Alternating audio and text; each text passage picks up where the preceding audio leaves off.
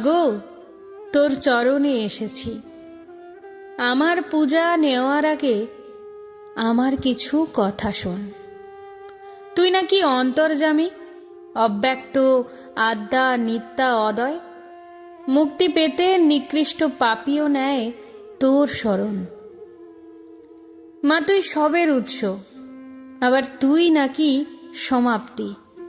তুই রক্তচুষি, তুই আবার কল্যাণময়ী মা। তুই নীলাম্বরী, তুই পার্বতী, তুই চামুণ্ডা, তুই শক্তির চূড়ান্ত প্রকাশ। না না, আসলে তুই রমা। তোর রূপের মোহে পড়ে তোর ছলা কলায় ফেঁসেছিল কৃষ্ণানন্দ, রাম ও কৃষ্ণ আর খেপা বামা। তুই বলি দিস, বলিও নিস, তবুও তোর এত ভক্ত। ব্যাপারটা আমার কাছে অস্পষ্ট, খুবই শক্ত। রক্তাক্ত আমার মন, রক্তাক্ত আমার হৃদয়। শত যন্ত্রণার আঘাতেও আমাকে হতে হচ্ছে শক্তপোক্ত। যাকগে, তোর অনেক কথা শুনেছি, অনেক কথা জানি না, আবার কিছু কথা মানিও না। ঘটনাটা হলো, তুই মা কালী, আমি কালী মা। তোর এত গুণের কীর্তন, আমার উত্থানে শুধুই না আর না, কেউ খোঁজ রাখে না। আমার গায়ের রং কালো বলে জন্মের পরে সমাজ তাচ্ছিল্য আদরে নাম রেখেছে কালী। আমি কালো বলে মায়ের গুমড়ানো কান্না, স্কুলের বন্ধু বান্ধবীদের মা কালী বলে খেপানো, কি করে ভুলি?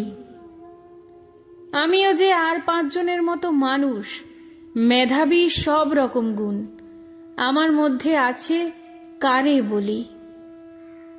ওপরে ভাব, কাজের সময় কাজের তরে আরো বেশি ভাব।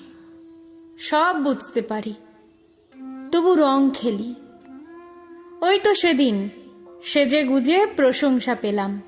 গান জানি, পড়ায় ভালো, সংসারের সব কাজ জানি। শিক্ষিত বাবুরা পাত চেটে বলে গেল, কি সুন্দর গড়ন, প্রতিমার মতো মুখ। মতামতটার পরে হবে শুনানি। আর খবর দিল না।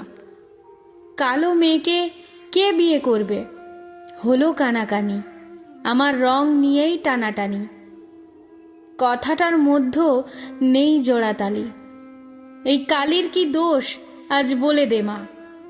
সময় পরিবর্তন, সৃষ্টি ধ্বংস ও শক্তির দেবী হয়ে আমার পাশে থাকিস মা। জন্ম দিয়েছিস, সুস্থ রেখেছি, নিশ্চয়ই আমিও হব জননী।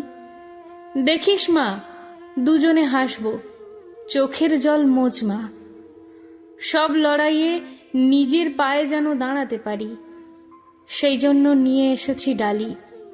শুধু শক্তি দে মা, শুধু শক্তি দে মা।